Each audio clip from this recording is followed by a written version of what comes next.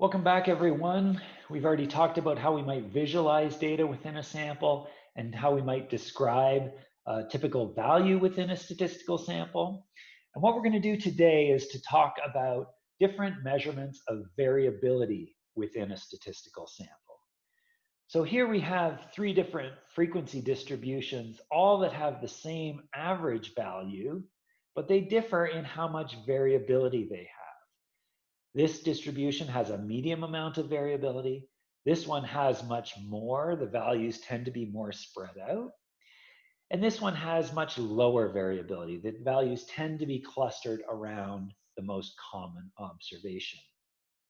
So why might we care about variability within a sample?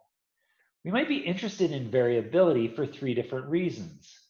First, variability within a sample can give us some idea of the uncertainty we have around a particular estimate. We might be interested in using variability to understand sources of variation in our data. And finally, we might be interested in variability because variation is a central concept within biology. So there are 5 different measures of variability that we're going to talk about today: the range, the interquartile range, variance, standard deviation, and the coefficient of variation. The first measure of variability that we're going to talk about is perhaps the simplest, and that is the range in the data. The range is simply the difference between the largest and the smallest observation within a statistical sample. So here we have a sample of the growth of 14 different sunflower plants.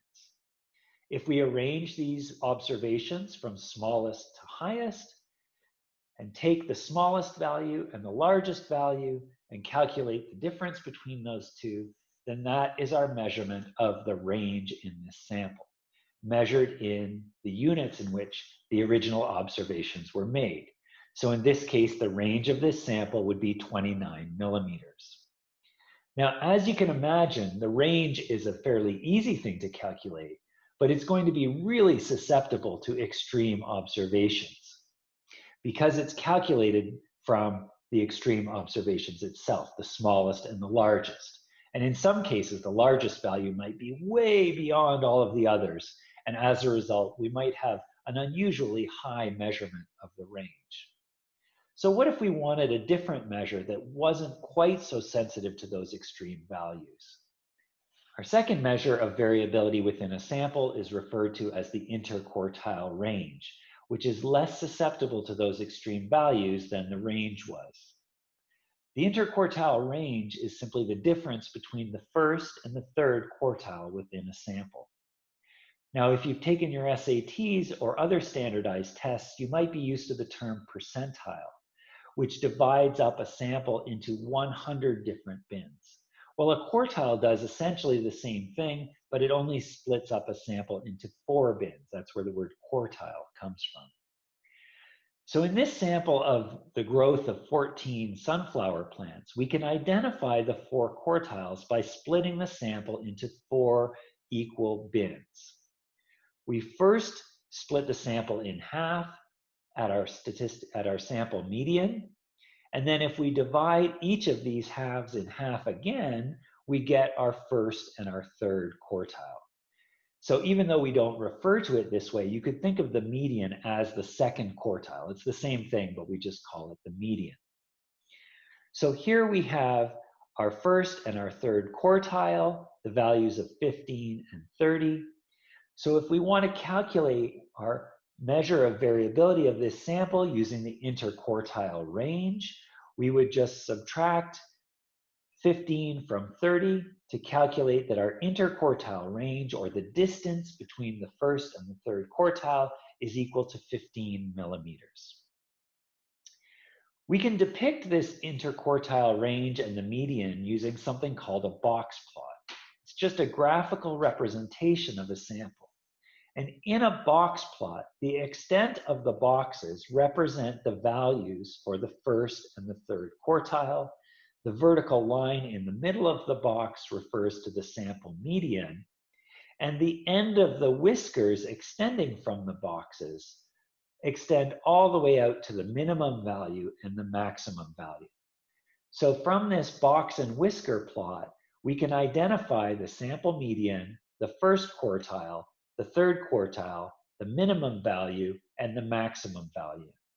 And the interquartile range then is represented by the size of this box. Now, this is one particular type of box plot, but I'll mention a slight variation on the box plot called a modified box plot or modified box and whisker plot. The thing that makes the box plot modified is that we just put some constraint on how big those whiskers can be. In a modified box plot, the whiskers are restricted to be no longer than 1.5 times the interquartile range. And when the range in observations extends beyond this restriction, then we plot out the individual observations as unique dots and limit the length of the whiskers to this maximum of 1.5 times the interquartile range. So in a box plot, there is no restriction on how big the whiskers can be. They extend all the way out to the range of the data. But in a modified box plot, we have this restriction that says that the whiskers aren't going to be any bigger than 1.5 times the interquartile range. And any observation that falls outside of that will be plotted uniquely as these individual dots. So in this particular sample, then, there were 2 observations that fell outside of this restricted range. For both the range and the interquartile range, we made use of the rank order of the observations within the sample. But what if we want to quantitatively examine the contribution of each observation within a sample to the variability in those observations? Well, we might do this using what's called a deviation, which is calculated as the difference between an observation and the sample mean. So in this sample of 5 observations, we might calculate the sample mean and the difference between each observation and that sample mean. Some observations would have positive values because they were greater than the sample mean, and some observations would have negative values because they were less than the sample mean. Now, you might first think to average these as a single descriptor of the average amount of deviation within a sample. But what you'd find is that that value was 0. And the reason that that value is 0 is because one of the principles of a sample mean is that all of the deviations of observations from that mean will sum to 0 every time, always. So what might we do to these observations if we didn't care so much about their direction, but only about their magnitude? Well, if we only cared about magnitude and not direction, some of you might be thinking, well, maybe we should take the absolute value of these deviations. And if that's what you're thinking, you're on the right track. But instead, what I'm going to suggest is a different way that we can consider only the magnitude of deviations and not their directions. And that is to square the deviations. And if we use these squared deviations, we can calculate something called a variance, which is a measure of the average squared deviation of each observation from the mean. So how might we calculate a sample variance then? Well, first of all, we would calculate the sample mean. We would measure the deviation of each observation from that sample mean. And we would square each of these deviations because we're only interested in the magnitude of the deviation and not the direction. And we could take these squared deviations and average them to calculate what's called the sample variance. The sample variance is denoted by S squared, and it's equal to the sum of these squared deviations from the sample mean divided by n minus 1.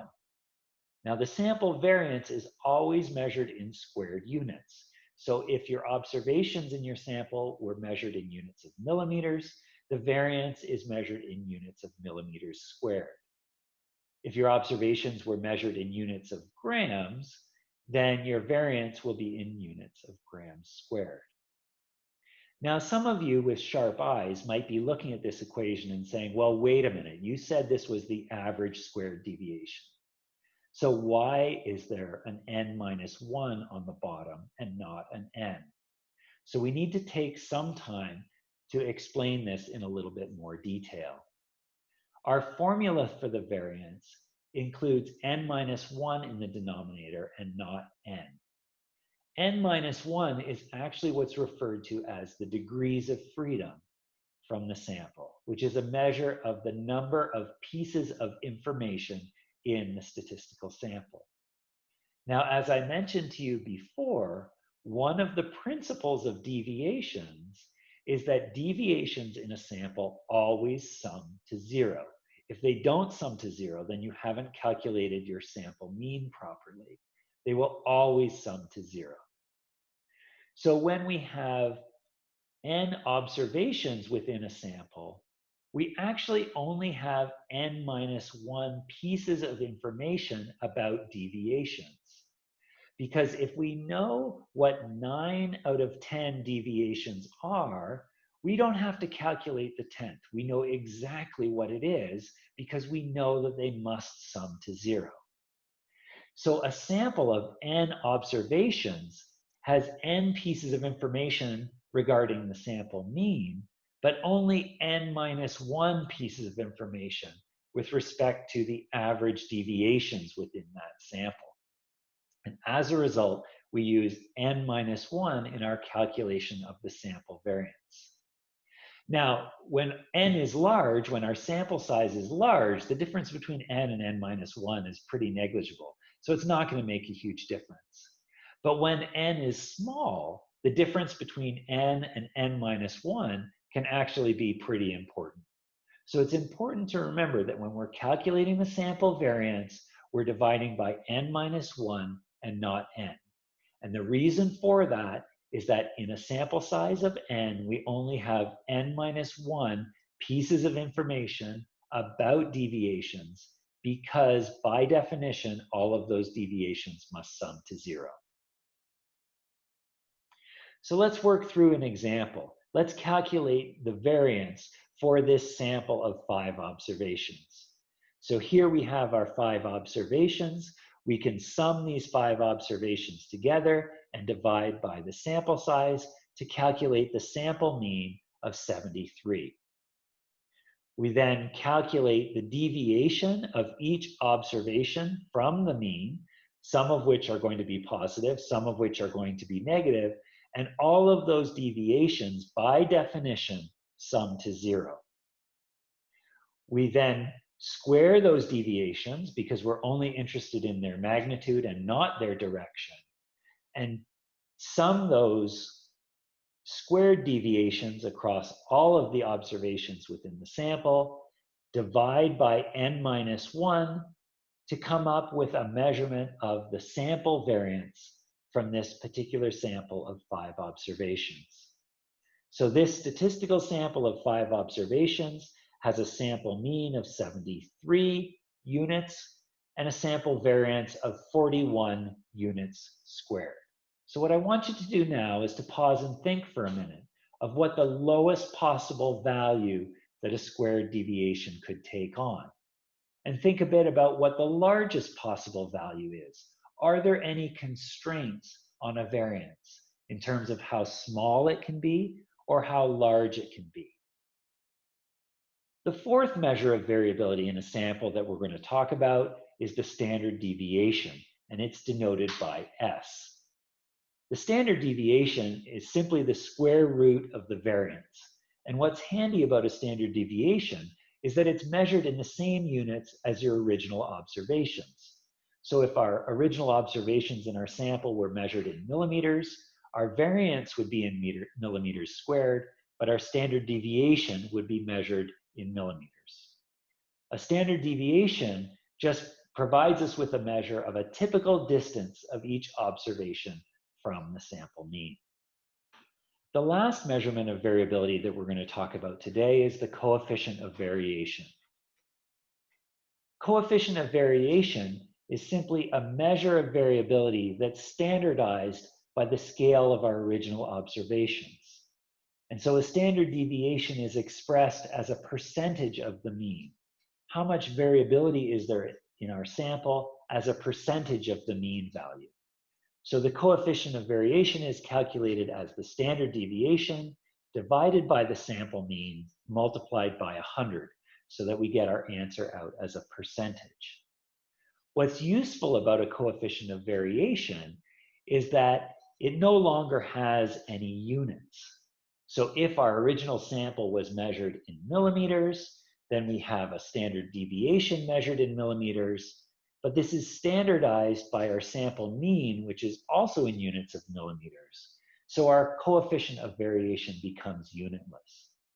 The value of doing this is that it lets us compare variability across statistical samples that are measured in different units. So in this video then, we've talked about 5 different measurements of variability within a statistical sample: the range, the interquartile range, the variance, the standard deviation, and the coefficient of variation.